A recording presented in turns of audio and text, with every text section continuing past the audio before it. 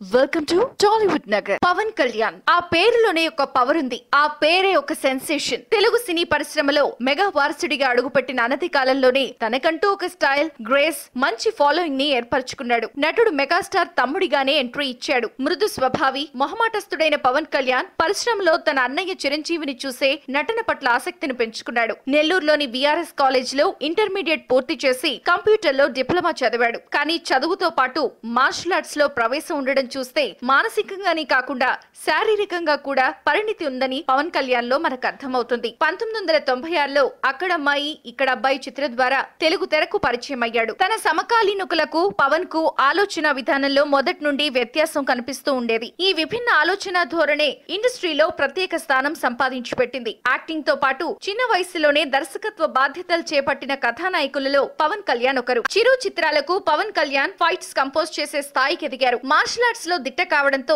చాలా చిత్రాల్లో స్టంట్స్ నిజంగా చేసినవే. అందుకే ఆ స్టంట్స్ ని మూవీస్ లో స్లో మోషన్స్ లో చూపిస్తారు. సినిమా జీవితం మాత్రమే కాదు, పర్సనల్ లైఫ్ లో కూడా పవన్ కళ్యాణ్ సెన్సేషన్ అనే చెప్పొచ్చు. పవన్ కళ్యాణ్ మొదట నందిని అనే విశాఖ మహిళను 1997లో పెళ్లి చేసుకున్నారు. తరువాత వారి బంధం కొనసాగలేదు. 2007లో వారు విడాకులు పొందారు. తొలి ప్రేమ, తమ్ముడు, బద్రి, ఖుషి ఇలా వరుస సక్సెస్ ఎంజాయ్ చేస్తున్న సమయంలోనే నటి, మోడల్ రేణు దేశాయ్ తో పరిచయం ఏర్పడి తరువాత వారి పెళ్లికి దారి తీసింది. 2009లో వీరి వివాహం జరిగింది. వీరికి ఒక పాప, ఒక బాబు ఉన్నారు. అకీరా నందన్, ఆద్య కొణిదల. ఇలా పవన్ ప్రయాణం సాగుతూ ఉండగానే మధ్యలో 2012లో వీరి మధ్యలో మనస్పర్ధలు పొడచూపాయి. ఆరెంజ్ మూవీకి అన్న నాగబాబు దివాళా తీసే పరిస్థితిలో 25 కోట్ల రూపాయల భారీ నగదు సహాయం చేయడం వల్ల రేణుకి, పవన్ కి మనస్పర్ధలు వచ్చాయని అంటూ ఉంటారు. ఒక పక్క ఫ్యామిలీ టెన్షన్, మరో పక్క వరుస ఫ్లాపులతో కెరీర్ సాగిన తీరు చెప్పవచ్చు. కానీ పవన్ కళ్యాణ్ క్రేజ్ మాత్రం ఏమాత్రం తగ్గలేదు కూడా. 2012లో వచ్చిన గబ్బర్ సింగ్ తో మళ్లీ ఫామ్ లోకి వచ్చిన పవన్ తనకు సొసైటీ పట్ల బాధ్యతతో వచ్చిన కెమెరామెన్ గంగతో రాంబాబుతో నిరూపించాడు. ఇలా సినిమా కెరీర్ సాగుతున్నప్పటికీ 2014లో మార్చి 14న